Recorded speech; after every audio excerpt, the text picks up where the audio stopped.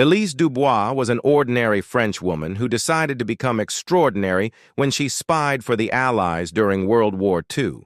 She had no idea that one of her missions would cost her eyesight forever. But before we get into that, let's find out more about this brave woman. Elise was born in the 19th century, but no one knows the exact date of her birth, and it's easy to understand why. At that time, there were many orphans, and Elise was one of them. No one knows who her parents were or where they came from.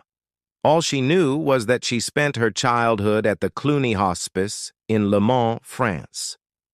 This is why when Elise grew up, she changed her last name to Dubois, which means the son of the woods. She felt connected to nature and often went to the forest near her home to relax.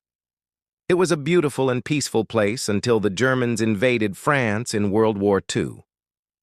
While Elise was only 16 years old when the war broke out, she already had a job. She worked in the office of a factory that produced airplane parts for the Germans. Although Elise hated her job, she couldn't quit since her salary helped support the other sisters at the hospice. One day, Elise met a man named Pierre, who turned out to be a member of the French resistance. He was shocked by the Germans' behavior and wanted to do something to help. However, he didn't have any connections or resources. But when he met Elise, he saw an opportunity to change everything. He asked her to steal some documents from her workplace, which she agreed to do without asking any questions. This is how Elise became a spy. Of course, in order to gather intelligence, Elise needed to go undercover. So she cut her hair, put on a black dress, and started working at the German headquarters in Le Mans. This is where things got complicated because Elise didn't just have to steal the documents, she also had to sneak out of the headquarters with them. But fortunately for her, the Germans weren't expecting anyone to spy on them, so she had very few enemies. The real challenge began when Elise returned to the resistance.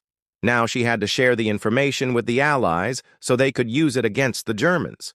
Of course, this wasn't an easy task either, since all communication had to be done secretly. But Elise managed to do it anyway.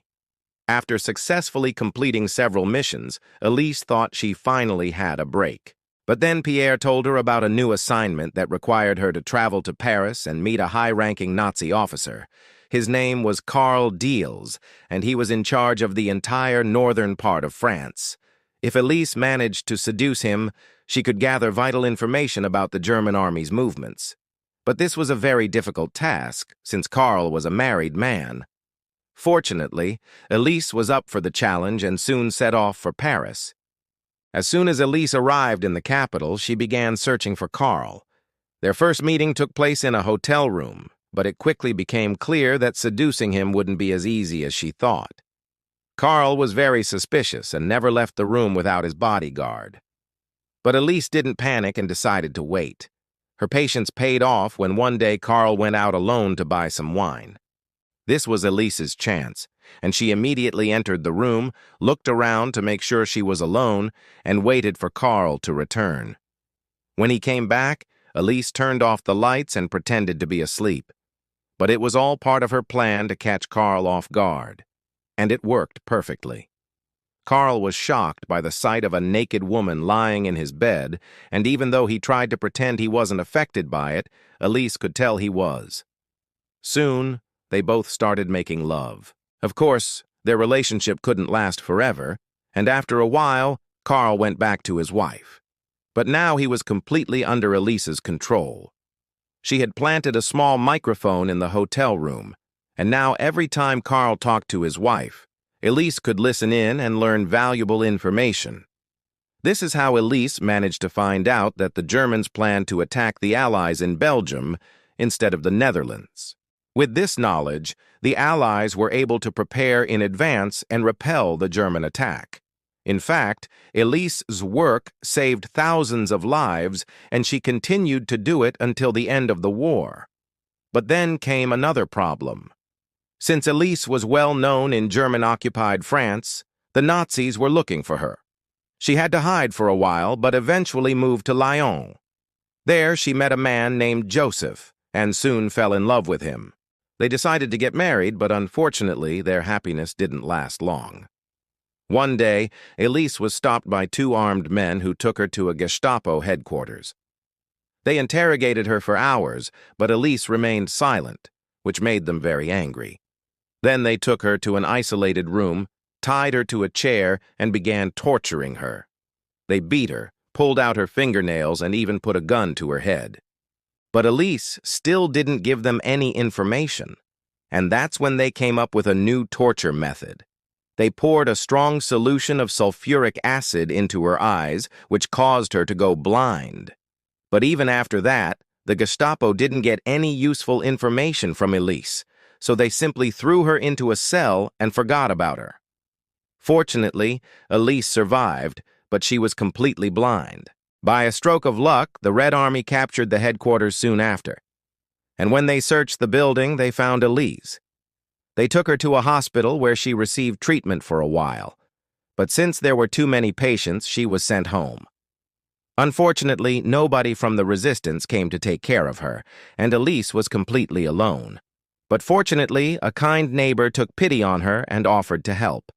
She guided Elise around the city and even taught her how to use a cane and a guide dog, but Elise still struggled to adapt to everyday life. She couldn't read, write, or even tell the time, but slowly but surely she learned these skills. And even though she remained blind, she never gave up. In the meantime, Elise's former colleagues from the resistance learned about her tragic fate.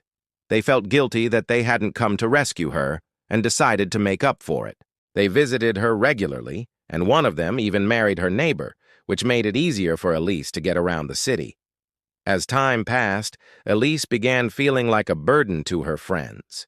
She realized that she was no longer the same person who had spied for the Allies and was afraid of being mocked.